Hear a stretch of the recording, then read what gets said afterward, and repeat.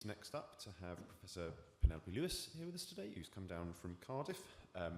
So we've heard about how to treat sleep disorders, and Penelope will be taking the sort of complementary approach of how we might use sleep engineering to treat other disorders. Thank you. It's a real pleasure and it's a privilege to be here. It's probably worth saying I'm not a medical doctor in any sense, and I'm not really going to talk about treating patients very much, so I may be a bit of an interloper here, but we'll see what you think. It's a particular pleasure to be talking to you about sleep on World Sleep Day, and what I'm going to talk about is sleep engineering, which is something that I consider a kind of a new science of how we can manipulate what's happening in the brain during sleep in order to get the most out of the sleep, both for health and for cognition. And I'm going to start with an introduction to sleep, which might not be entirely necessary for this audience, but I just want to remind you that as humans, we spend a third of our lives sleeping, and it's more time than we spend on any other single activity, and just that, suggests how important sleep is, but I think this audience is aware of how important it is. I also want to remind you that sleep is really all about the brain, and of course we measure sleep by looking at brain activity with EEG.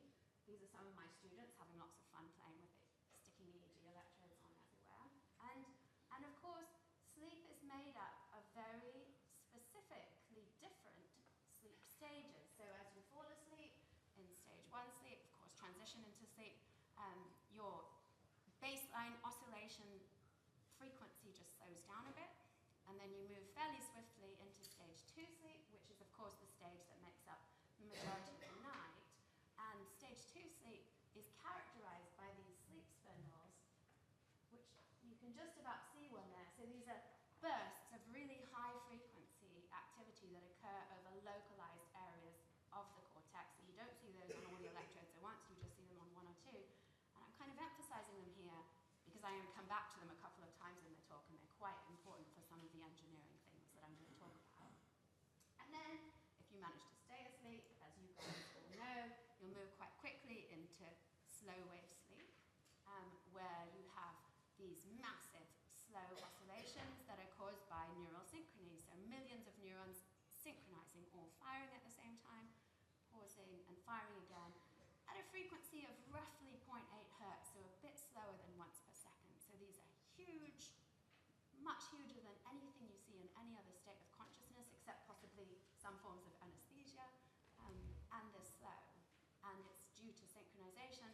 And then, of course, you have REM sleep that everyone knows about, rapid eye movement sleep, which we sleep scientists often refer to as paradoxical sleep, because here, of course, you're deeply asleep, and yet your EEG looks very similar to wake.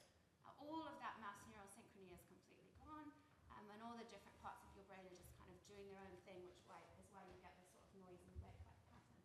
So just a kind of a quick reminder that when we talk about sleep, this is what's going on in the brain, and this is really what sleep is made up of. Now I want to, emphasize the sleep spindles, because we'll come back to them. Just for the benefit of people like you standing in front of the mic. Oh, I can stand in front of the mic, yes. Sorry. But what I really want to cover today is sleep engineering. And I'm going to talk to you about 2 different kinds of sleep engineering. The first kind is all about how we can manipulate these oscillations that I've just introduced, so how we can influence these oscillations in the brain, and why this is important. So here's a nice, healthy, plump, young brain. We'd all like our brains to look like this. I wish mine still looked like this.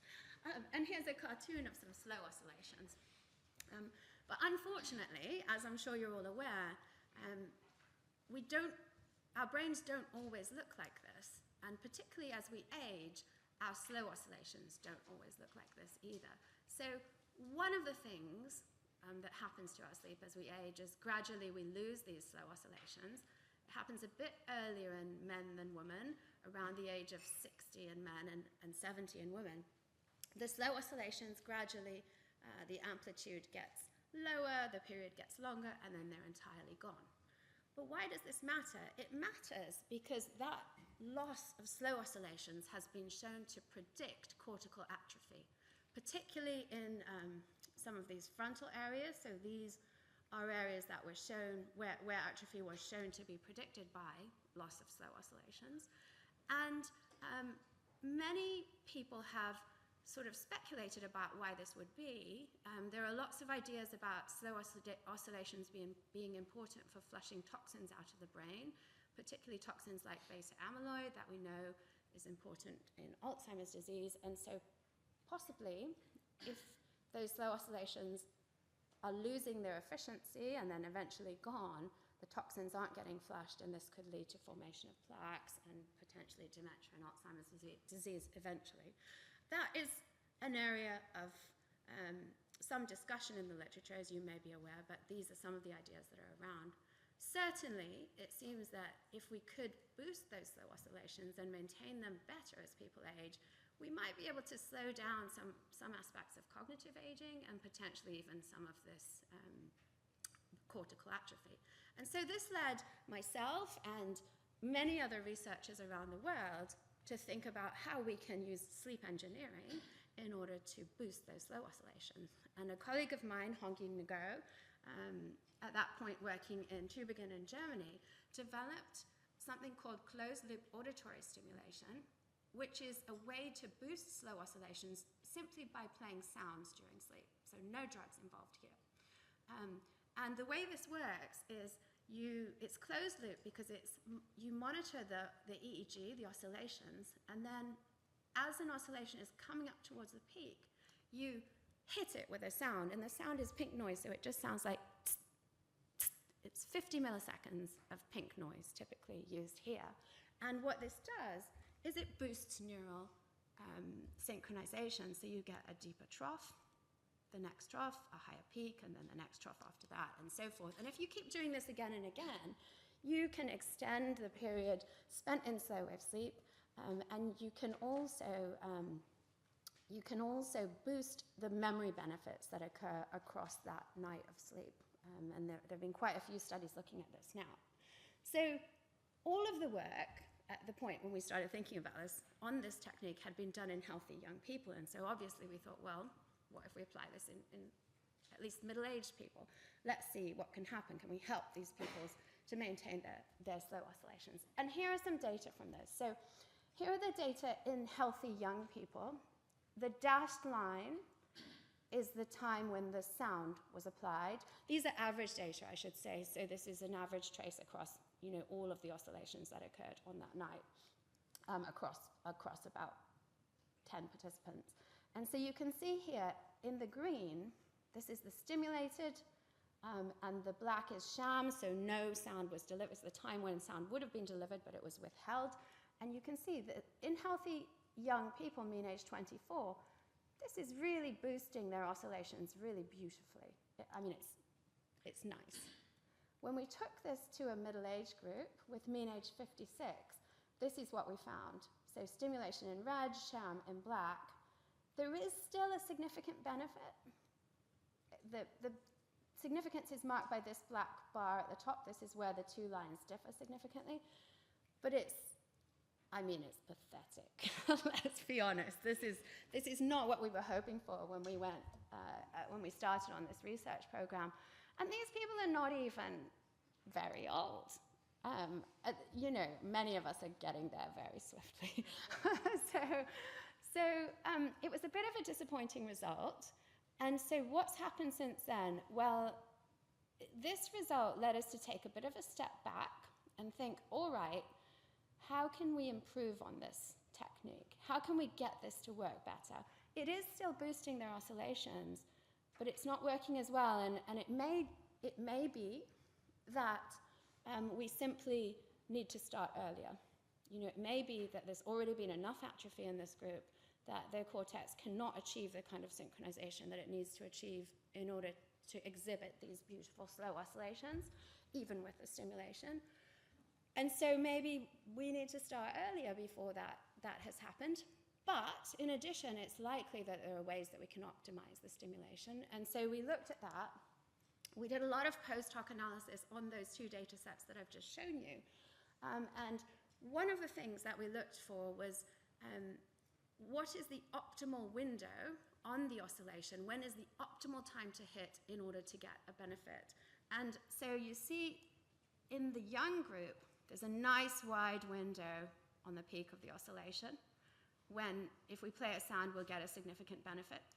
And there is a window in the middle-aged group, but it's much, much narrower. So, I mean, this made us think, all right, well, we just need to get more precise, because to be fair, our stimulation is not that precise. You know, it's roughly hitting the peak, but it's kind of all over the place.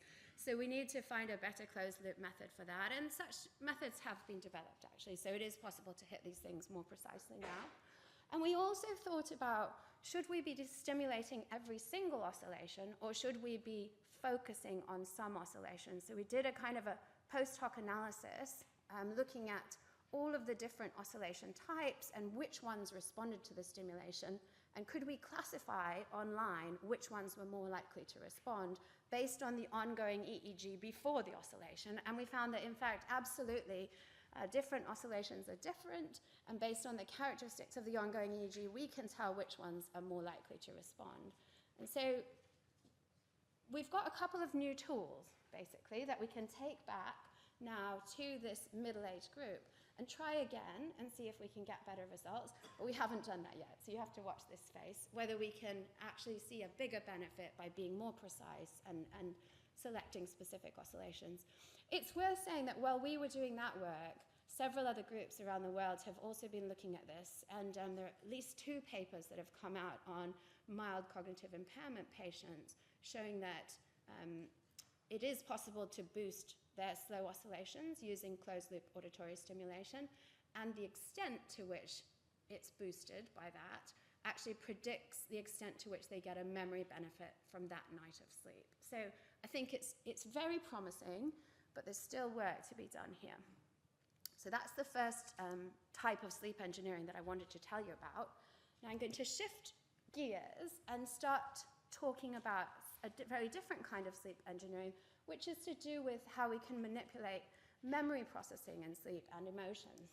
And for that, I want to begin by trying to convince you that sleep is important for memory, and to sort of wake you up and hopefully engage you in this. I'm going to get you all to do a task that has been used to study sleep and memory. So if you can all hold up your non-dominant hand, and you can see that I've labeled the fingers, and I want you to, it's a very tricky task. I want you to all press your fingers against your thumb in the order 4, 1, 3, 2, 4. 4, 1, 3, 2, 4, 4, 1, 3, 2, 4, 4, 1, 3, 2, 4. Okay, you're all doing it, very compliant audience, thank you. So you get the idea. So the reason I'm making you do this is because this is the actual task that was used in the study I want to tell you about. It's a seminal study in the literature on sleep and memory. And what they did was they got participants to do 4, 1, 3, 2, 4, practice it until they didn't get faster anymore. So they plateaued out. And they did that around about 10 a.m. And then they were given 30 seconds to do a test. And the test was, you guessed it, how many 4, 1, 3, 2, 4s can you do in 30 seconds? Very exciting. And this is just a cartoon of the data. People did roughly 21. So then they were sent away, told not to practice. There was a group who wore mittens, so they couldn't practice. I can't imagine anyone wanting to practice after an hour and a half of 4, 1, 3, 2, 4 in the morning. And they came back 10 p.m. and they were given the 30-second test again. And there was no significant difference. I mean, they might have been slightly less fatigued, but no real difference here. Then they were sent home, sleep at home, come back the next day. They were given the 30 seconds, and what do you think happened? I wouldn't tell you about it if they didn't massively improve, right? So massive improvement, up to 20% improvement across one night of sleep with no manipulation. Remarkable. When I first came across this paper as a PhD student at the time, I thought it was remarkable.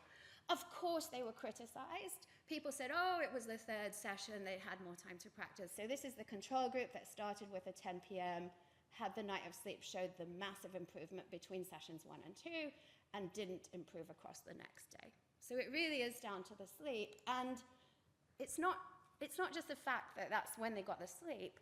The extent to which they improved was predicted by, guess what? The sleep spindles that I was banging on about before, and specifically the sleep spindles over, I told you use your non-dominant hand, so for many people that's your left hand. So which bit of your motor cortex controls your left hand? It's your right cortex, right? So these would be the spindles over the right cortex, because all the participants use their left hand in this task. So it's a really nice paper in that it not only dramatically shows how important sleep can be for memory, but it shows that it's something to do with these spindles. So what's going on here? I'm not sure how many of you will be aware of the literature on memory replay in sleep, but it's a thing. And the initial work on memory replay in sleep was all done in rodents using place cells, and you'll be familiar with the idea that place cells are cells in the hippocampus that fire in specific locations. So as this rat runs down this track, this cell will fire, then this cell, then this cell, then this cell, like that.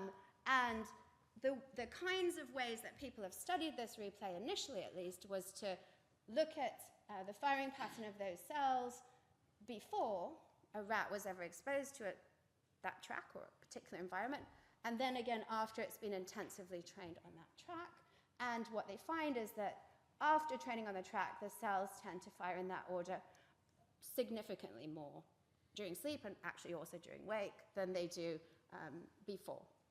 Okay, so the brain is practicing things that we've learned recently and things that are important to us while we sleep. You can measure it with place cells, and we first found out about it through work in place cells, but now there's also been lots of work measuring this in humans. And so this is a study that I really like, a really early human study where they asked participants to run around a virtual maze. This is an aerial view of the virtual maze, kind of a map of the maze.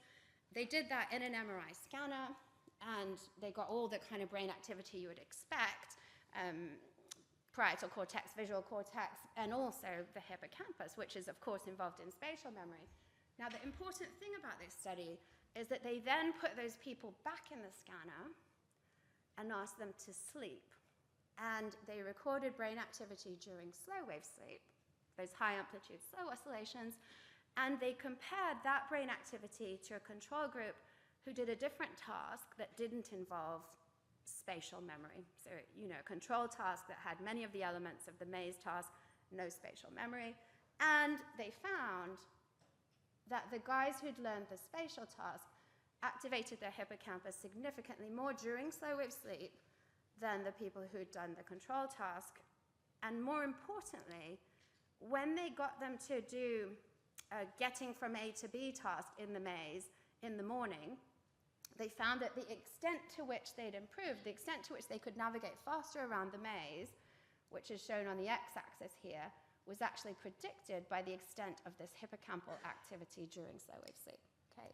So it's a nice study showing that in humans as well, the brain is practicing, particularly in this case, spatial navigation information in the hippocampus. That's also where the place cells were, this region of hippocampus.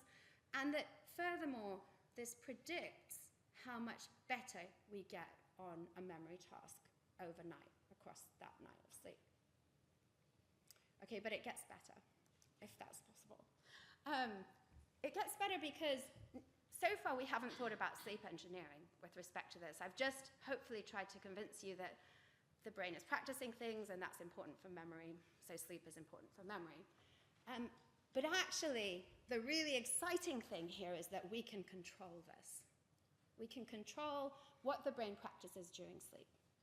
And we do this using a technique that we call targeted memory reactivation. And this is very simple. I'll show you how it works. Supposing I show you this cat picture in this location, and it's got a meow sound paired with it. And then I show you this dog picture in this screen location, and it's got a woof. And then tonight, you're sleeping in the lab, you've got EEG on, we're watching your EEG from the next room, and I do meow. what's your brain going to do? Exactly, cat. So it's just simple association. So we know this because we've used classifiers to derive sort of the fingerprint of brain activity that happens when your brain does cat in wake. And so after we play meow, we can look for that in sleep, and we can see that the brain is practicing this. And we can also see it with fMRI, and it's been done in lots of ways now. So this is established that the brain does this. We also know now that if we test you the next day on the location of the cat and the location of the dog, you'll perform better on the location of the cat, the thing that we've cued during sleep, and in this case specifically during slow wave or at least stage 2 sleep. Okay. So there are some other things I can say about this. I mean, firstly, well, you might say, okay, well, that's fine, but it's probably a tiny improvement anyway, and it's probably just lasts for one day and it's gone. Well, that's not the case. It turns out we've looked out to day 20, and this was actually using the 41324 finger tapping task, and we paired sounds with the fingers, each finger essentially, played those sounds during slow wave sleep, and then we tested people on that task out to day 20, so day 1, day 10, day 20, after a single night of stimulation. And this is what we found. So the benefit after if you look across all of these days, there's a main effect. People get faster on the cued than the uncued, so the reaction time here is quicker. But if you look at the days individually, it's not significant on day 1 or day 10, but it becomes significant by day 20. And then if you follow this a bit later, we found this benefit will sort of go away again, at least in this particular task. So it seems to be that stimulating just for one night in this way leads to a process that continues to unfold over time. And the amount of time will probably vary between tasks and between people and between the way that we stimulate. But it's not something that's just gone after one day. And if we look at what's actually happening in the brain, so this is fMRI of the same task, the 41324 task, comparing brain activity during, so they had 2 different sequences actually, and the sequences were actually a bit longer than just 41324, but it's basically a finger tapping task. Looking at their brain activity, comparing the cued to the uncued, at days 2 and day 10 and seeing how that changes between, what we find is that there is an impact of the cueing at day 2 and at day 10. It changes between day 2 and day 10, and it actually that change even predicts their performance benefit out at day 20, where this became significant. So this is a bit of a complicated contrast, but the point here is whatever this cueing is doing, it doesn't go away quickly, and it is changing the way the brain handles the task, and that is continuing to evolve over time. And we've also got data showing that it changes structural aspects of the brain as well, but I won't go into that here. I just want to emphasize to you that it seems to be doing something quite powerful and quite long-lasting. Okay, now I'm going to change tack now to talk about a different way that we can use this targeted memory reactivation that might be more relevant to this group. And this is the idea that it can be used to provide a kind of an overnight therapy. So you'll all be familiar with the idea that if you've experienced a trauma, one way to help you to decouple your sort of traumatic reaction, arousal response from your memory of that trauma, is to rehearse that trauma in a safe space, often with a therapist. Well, in REM sleep, your norepinephrine levels, as I'm sure you're all aware, go to floor in healthy REM sleep. And that means, at least in theory, that your body can't express normal autonomic arousal responses. So you can't have that racing pulse, those sweating palms, the pupil dilation in REM sleep that you would have during wake, simply because norepinephrine is not there in the system to mediate it. And so Matt Walker, in 2009, put forth this idea that if we could reactivate trauma memories in REM sleep again and again across multiple nights, we might be able to facilitate this kind of gradual decoupling of the memory shown in blue here from the emotional content associated with that memory shown in red. And the idea is that this will take time and multiple nights. So we got very interested in this, and we decided to test this, and we did it very simply. We couldn't traumatize people, and we just went with healthy people. So what we did was just show them nasty pictures of things like this, or car crashes, nasty pictures, paired with semantically associated sounds. And then we played those sounds, half of the sounds, back to them softly during REM sleep. And this is what we found. Oh, and I should say we asked them to rate the pictures for how arousing they were, both before sleep and then in the morning after this manipulation. And this is what we found. So on the y-axis, I have the extent of overnight habituation. So it's a bit confusing because actually the higher the bar, the more their arousal responses came down on this graph. So sorry for that. But what you can see here is that there was a main effect. So we had some pictures that were neutral and some that were negative. And there was a main effect across both where things that were cued during REM sleep tended to habituate more, whether they were negative or neutral. But actually, if you look at it carefully, you see this is actually driven by the negative ones. The neutral ones are kind of all over the place. It's a really wide, messy distribution.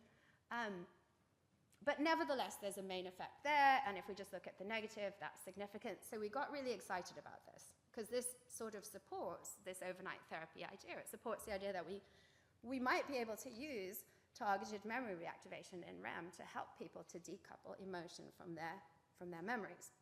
So we did it again, of course. So we repeated the experiment, now using only nasty pictures, so we didn't have any neutral ones, and now using fMRI, and also recording their heart rate responses to get a measure of their autonomic response.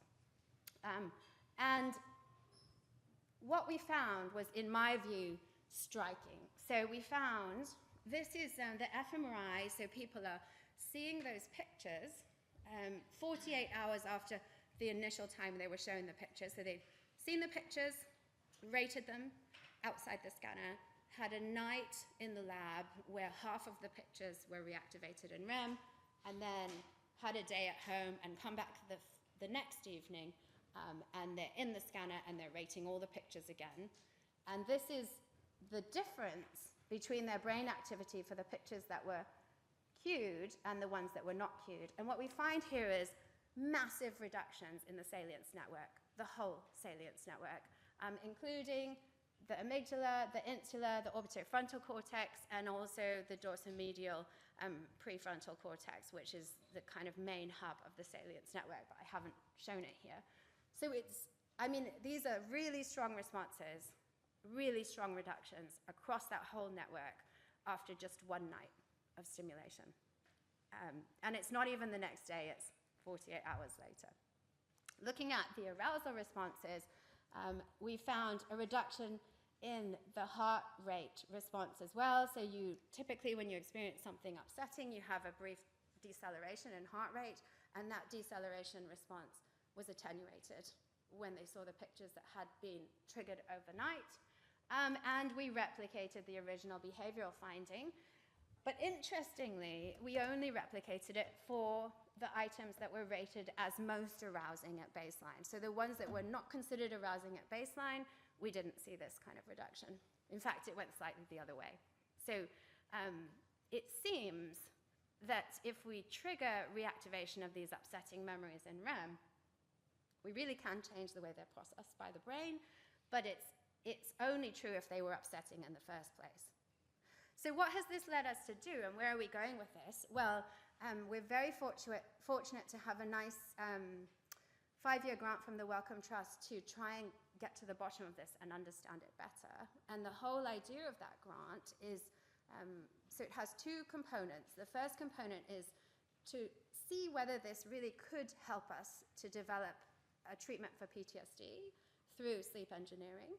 And of course, we have the huge risk that in patients with PTSD who have had real traumas and haven't just seen a nasty picture, the situation may be completely different. We may not be able to shift anything.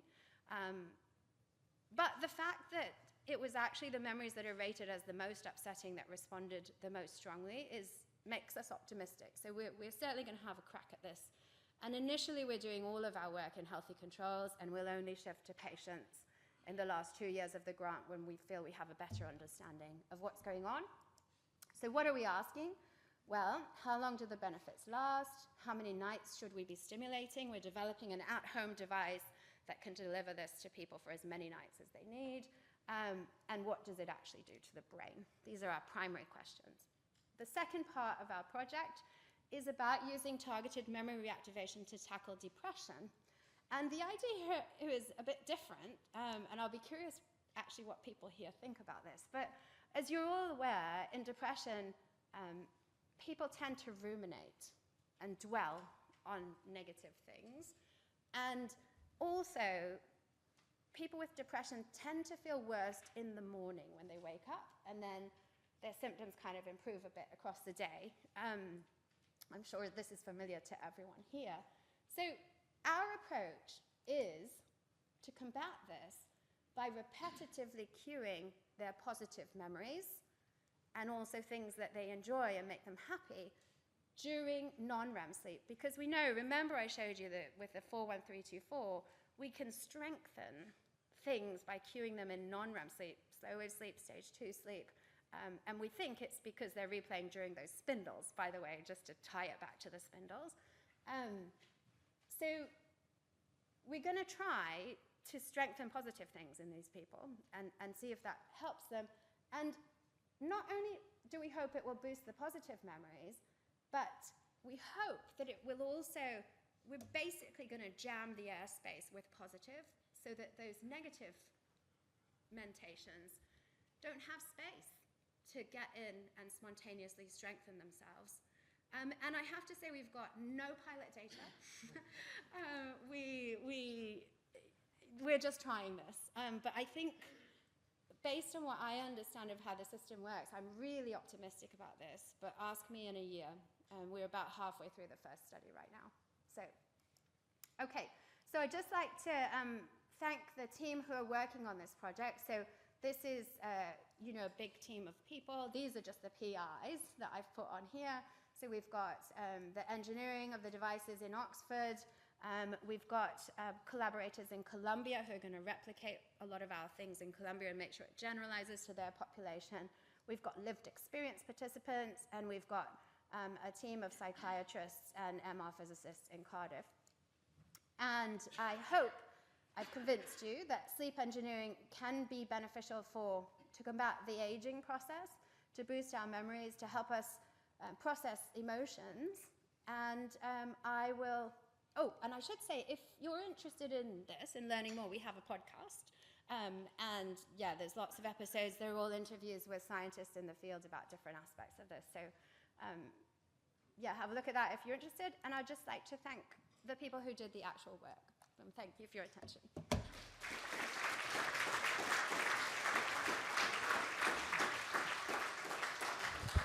So thank you so much. That was a really fascinating talk and lots of food for thought. We've probably got time for a couple of questions. I think Tom had his hand up first. I should say, is anyone... Sarah? Is anyone keeping an eye on the chat? Are there any... Sorry, I don't have my... Hi. Thank you so much for that really exciting talk.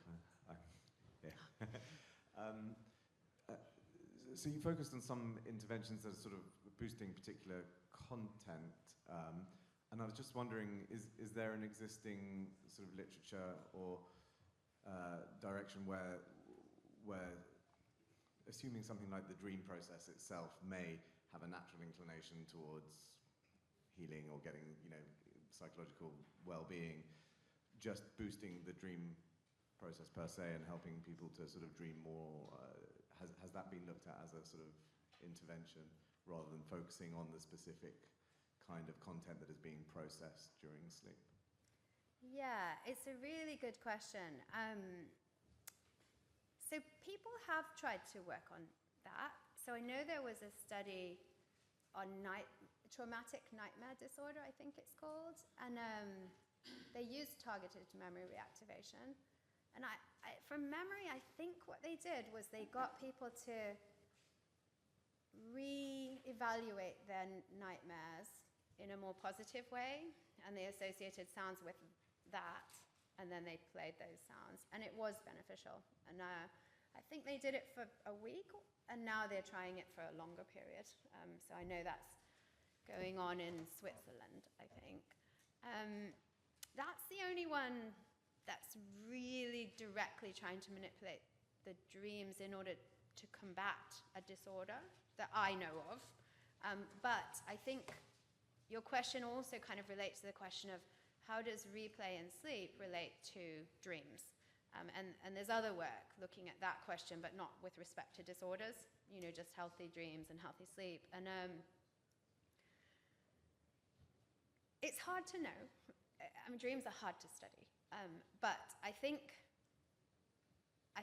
what's accepted in the field is the majority of replays never come to consciousness. So we always ask our participants, did you hear the sounds? Did you hear, they don't know we're playing sounds. Did you hear anything? And what did you think about the things that you heard? And sometimes they hear 1, 2 sounds, but it's always a tiny fraction of what we've actually done. If we've done our job right, I mean, we play these things very softly and we monitor for arousals. If they're arousing, we would turn the volume down, or we would wait till they go deeper into sleep. So the majority of replay never reaches consciousness. However, it seems likely that dreams are a manifestation of, it's kind of a tip of the iceberg. A tiny fraction of the replays do reach consciousness as dreams. And whether those are more salient for some reason, or, I wouldn't dare to speculate. But so I think it's a very interesting area, and there's still a lot to understand about dreams. Thank you. Yeah. I think one more. I think Adam's got his hand up, and then we'll move on. Thanks for a really wonderful talk. This is a linked question. Antidepressants are generally REM suppressant. Is that unfortunate? Yes, it's a good question. Maybe if people are depressed because of a trauma that they need to process. But there are even worse facts, like in PTSD, people's REM is abnormal and their norepinephrine doesn't go to floor, which could completely scupper our idea of treating PTSD this way. But we're optimistic that it's a more complex situation, and so these are just elements of the situation, and it won't be enough to mean that things won't work. And that's maybe why, even though antidepressants suppress REM, they're still beneficial, even in those people that have had traumas. It's not a very good answer, but yeah. Fantastic. Well, thanks once again for, as I said, a really fascinating talk. I think we're moving straight on to the next session, so I'm just going to hand over to Vaughan.